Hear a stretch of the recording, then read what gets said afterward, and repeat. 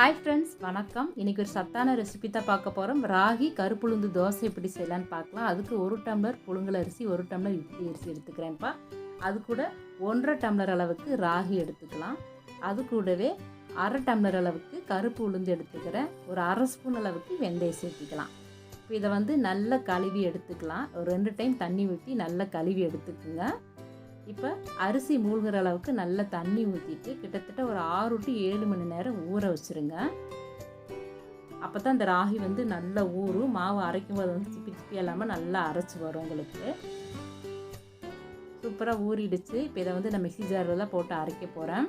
Mixie ஜாரில் எப்போதுமே நீங்கள் மாவு அரைக்கிறீங்கன்னா கண்டிப்பாக ஐஸ் வாட்ரு விட்டு அரைங்க. சப்போஸ் ஐஸ் வாட்ரு ஊற்றலை அப்படின்னா நீங்கள் மாவு அரைச்சதுக்கு பின்னாடி ஃப்ரிட்ஜில் எடுத்து வச்சுட்டு ஒரு 10 நிமிஷம் கழிச்சிட்டு மாவை திரும்பவும் வெளியில் எடுத்து மூடி வச்சுருங்க. அப்போ தான் மாவு பொங்கி நல்லா வரும்.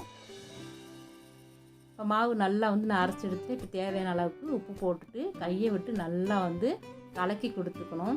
எப்போதுமே பிள்ளைங்களை பார்த்தீங்கன்னா என்ன சாப்பிட்டேன் அப்படின்னா காலையில் தோசை தான் சாப்பிட்டேன்னு சொல்லி ரொம்ப சுகமாக சொல்லுவாங்க. அப்படி இல்லாமல் இந்த மாதிரி டிஃப்ரெண்ட்டாக நீங்கள் ட்ரை பண்ணி கொடுங்க. பிள்ளைங்களுக்கு ரொம்ப விரும்பி சாப்பிடுவாங்க. அதே சமயத்தில் டிஃப்ரெண்ட்டான டேஸ்ட்டாகவும் இருக்கும். அதே சமயத்தில் நல்ல ஒரு சத்தான ரெசிபி இது. மாவு நல்லா ஒரு 8 மணி நேரம் கழிச்சு விட்டிங்கன்னா நல்லா புளிச்சு வந்துடும். இப்போ இதில் நம்ம ஒரு தாளிப்பு சேர்த்திக்கலாம். ஒரு கடாய் வச்சுட்டு நல்லா ஹீட்டான பின்னாடி ஆயில் விட்டுக்குங்க. கடுகு உளுத்தம் பருப்பை போட்டு நல்லா பொரிய விட்டுக்குங்கப்பா. அதில் வெங்காயமும் பச்சை மிளகாய் சேர்த்துட்டு வதக்கி விட்டுக்கலாம். நீங்கள் குழந்தைகளுக்கு கொடுக்குற மாதிரி இருந்தால் பச்சை மிளகாய் அவாய்ட் பண்ணிக்கிங்க.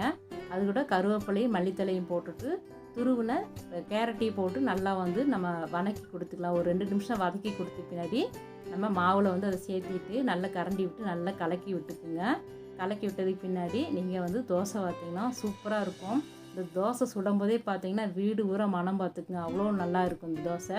இதில் ராகிக்கும் அதே போல் நம்ம கருப்பு உளுந்துலேயும் பார்த்திங்கன்னா கால்சியம் சத்து அதிகம். நீங்கள் வெறும் தோசையை கொடுக்கறத விட இந்த மாதிரி நீங்கள் டிஃப்ரெண்ட்டாக செஞ்சு கொடுத்தீங்கன்னா கண்டிப்பாக விரும்பி பிள்ளைங்க சாப்பிடுவாங்க.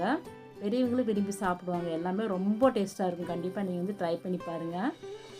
இந்த ரெசிபி உங்களுக்கு பிடிச்சிருக்குன்னா லைக் பண்ணுங்கள், கமெண்ட் பண்ணுங்கள், ஷேர் பண்ணிக்கோங்க. சப்ஸ்கிரைப் பண்ணிவிட்டு மறக்காமல் பெல் ஐக்கானை கிளிக் பண்ணிக்கோங்க. தேங்க்யூ.